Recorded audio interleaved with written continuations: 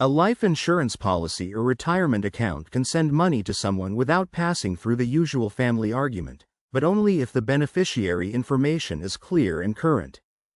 An insurance beneficiary is the person or entity named to receive the policy benefit when the covered event happens. In life insurance, this usually means the person who receives the death benefit. The form matters because the insurer follows the beneficiary designation, not vague family expectations. A simple example is an ex-spouse still listed after divorce.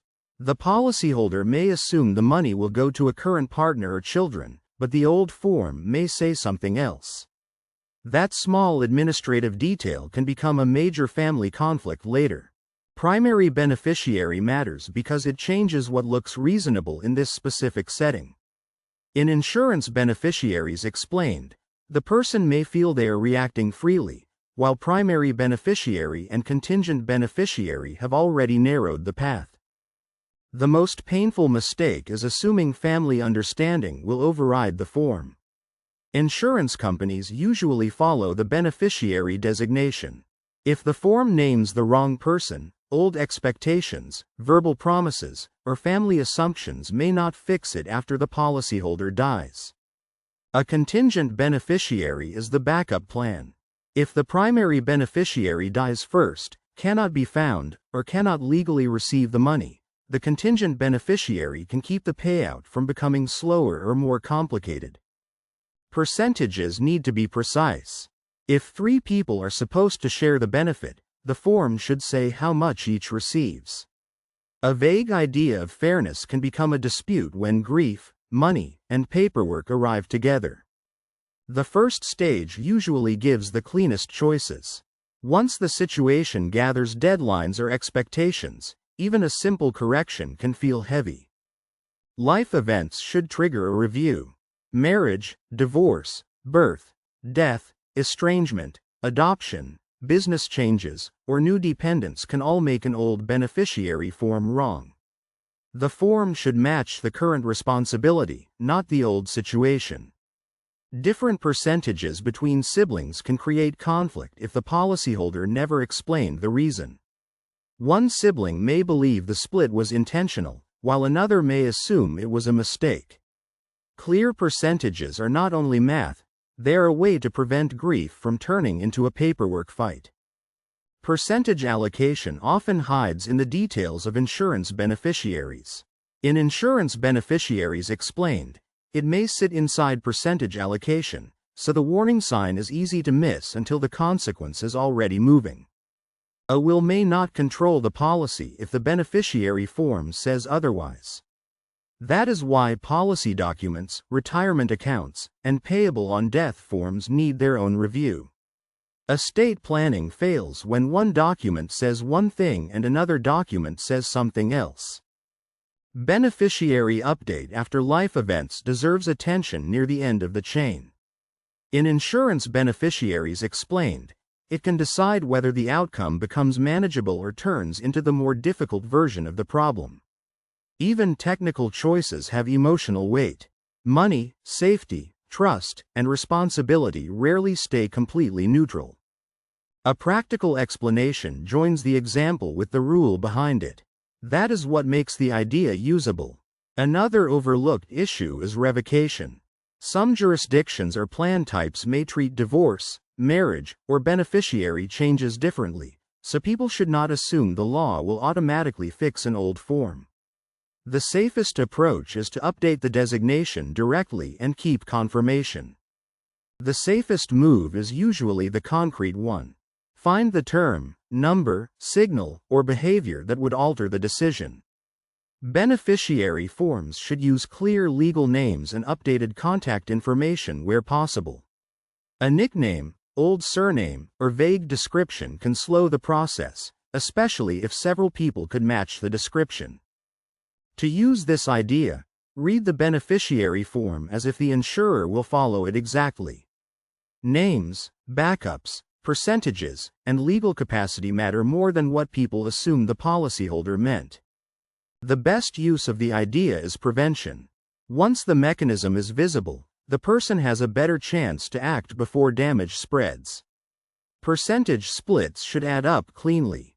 If one person receives 50% and two others receive 25% each, the form is easier to administer than a vague note saying the money should be shared fairly. For insurance beneficiaries, the strongest protection is preparation before pressure rises. Handling insurance beneficiaries early can prevent the messier version later, especially when two siblings receiving different percentages is already becoming possible. Naming a minor child directly can create complications because children usually cannot receive large insurance proceeds without adult management. Some families need a trust, guardian arrangement, or legal advice instead of only writing a child's name on a form. Some people also forget contingent beneficiaries. Without a backup, the policy may become harder to pay smoothly if the first beneficiary dies before or soon after the policyholder.